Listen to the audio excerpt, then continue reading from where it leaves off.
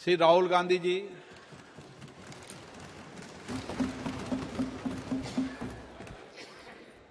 Thank you, Speaker Sir. It's nice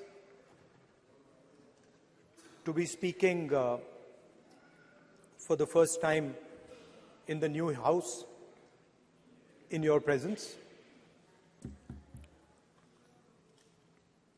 I stand in support of the Women's Reservation Bill.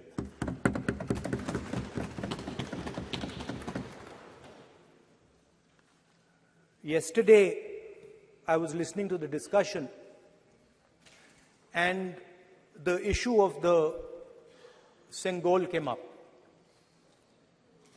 And there was a conversation, a to and fro, about the Sengol. And also a little bit about the conversation about the transfer of power from the British to the people of India. Before handing over power to the people of India, the British asked the leadership of the freedom movement, who are we going to transfer power to? And of course, there was a little bit of arrogance in this statement, because they viewed India as a poor country. And the revolutionary answer that our freedom fighters gave was, we are going to transfer power to the people of India. So we became a country that from its inception gave the vote to all our women. And this was a revolutionary thing at the time. We also gave the vote to every single community. And the vote was a mechanism of transfer of power. It was designed to further transfer power to the people of India. And if you look at the journey from independence, it's been that journey. It's been a constant transfer of power, more and more and more power to the people of India, on one side. And on the other side, the counter idea, that take away power from the people of India. This is the fight that is going on. And in fact, in many ways, it is the fight that is taking place today. Huge step forward in the transfer of power to the women of India was Panchayati Raj, where they were given reservation and they were allowed to enter the political system at scale. And this is another step. It's a big step. It is not a small step. And I'm sure everybody in this room, the treasury benches, the opposition, everybody agrees that this is a very important step for the women of our country. They fought for independence. They are as capable as any man, in many ways more capable, and should be given as much space as they possibly can be given. There is one thing, in my view, that makes this bill incomplete. I would like to have seen OBC reservation included in this bill. I think it is very important that a large chunk of India's population, large chunk of India's women should have access to this reservation. And that is missing in this bill. There are also two things that seem strange to me. One is the idea that you require a new census to implement this bill. And the second is that you require a new delimitation to implement this bill. In my view, it is quite simple. This bill can be implemented today by giving 33% of the seats in the Lok Sabha and the Vidhan Sabha to India's women. And so I wonder if this is not designed to push the ball forward. To push the ball forward 7, 8, 9 years, and then let this thing play out the way it does. I know my friends tend to like to take the attention of people away from other issues. You know, there is, of course, the Adani issue, which is they always want to take the attention away. But there is another, I would like to say that. One of the things that, this is quite a nice building. Nice peacocks. Nice peacock feathers on the ground. Nice peacock feathers in the chair. It's a nice, tasteful building. But frankly, I would have liked to see the President of India in this process. The President of India is a woman. She represents the tribal community, and it would have been befitting to have her visible in this transfer from one house to the other.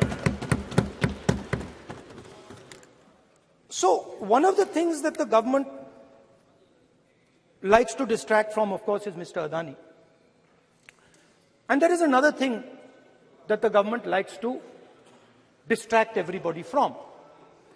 And that thing is called the caste census. For some reason, and I don't quite understand what this reason is, the moment the opposition raises the issue of caste census, the BJP tries to create a new distraction, a new sudden, event, so that the OBC community and the people of India look the other way. In my research for this speech, I took a look at the different institutions that define how our country moves forward. There are many.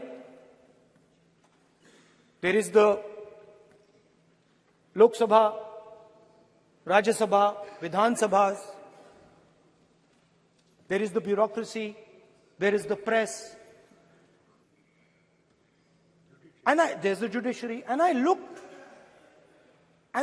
with an eye to understand what is the participation of the OBC community in these institutions.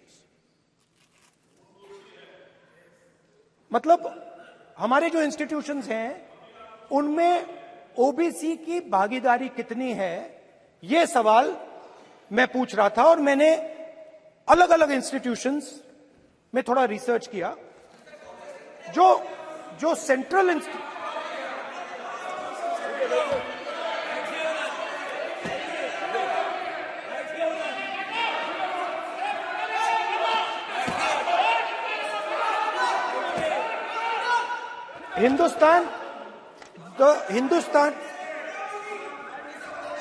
the central, don't worry, don't be scared, we are discussing, डरो मत, हम caste census की बात कर रहे हैं, डरो मत.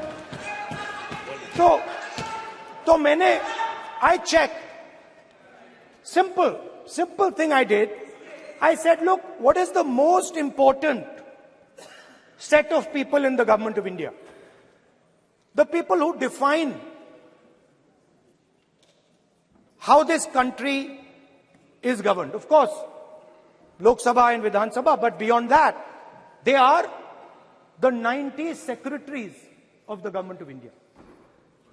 90 people, secretaries, are responsible for managing the core of the government of India. And I ask myself the question, how many of the 90 people come from the OBC community? And I was shocked and shattered by the answer. मैंने ये सवाल पूछा कि ये जो 70 secretary हैं, 90 secretary हैं, ये जो हिंदुस्तान की सरकार को चलाते हैं, जो बजट को चलाते हैं, इनमें से ओबीसी कितने हैं? नरेंद्र मोदी जी प्रधानमंत्री हैं, ओबीसी के लिए काम करते हैं। मैंने ये सवाल पूछा। मैं आपको जवाब देना चाहता हूं, हिंदुस्तान के सेक्रेटरीज 90 में से सिर्फ 3 ओबीसी से हैं। और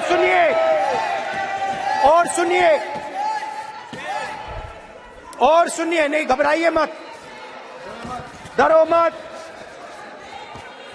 और सुनिए, ये जो सेक्रेटरीज हैं जो ओबीसी कम्युनिटी से हैं, ये हिंदुस्तान के सिर्फ 5% बजट को कंट्रोल करते हैं। मतलब अगर हिंदुस्तान का बजट 44 लाख करोड़ का है, तो ये 2.47 लाख करोड़ मतलब 5% कंट्रोल करते हैं। और सुनिए, मैं कर रहा हूं, मैं वहीं आ रहा हूं।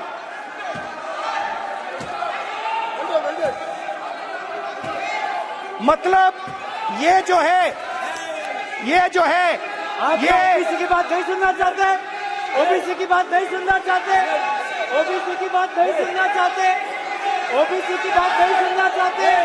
आप ओबीसी के खिलाफ हैं, आप ओबीसी के खिलाफ हैं, ओबीसी के खिलाफ हैं। आप ओबीसी के अधिकार के बारे में नहीं सुनना चाहते, ओबीसी के बारे में नहीं सुनना चाहते, ओबीसी के प्रति न्याय नहीं चाहते, ओबीसी के प्रति न्याय नहीं होना चाहिए। ये सी दे नॉट शोइंग ये जो है, हाँ, मैं माननीय सदस्यों से आग्रह करूंगा, एक मिनट रुकिए। माननीय सदस्य से मैं आग्रह करूंगा, एक तो ये महिला आरक्षण बिल है, और दूसरा सभी माननीय सदस्य समान है। डरो मतो ये शब्द इस पार्लियामेंट में नहीं बोलना चाहिए।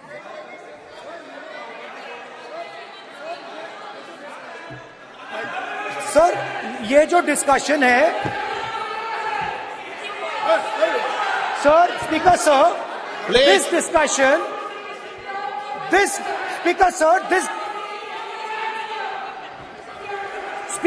this discussion is about the transfer of power to the people of India.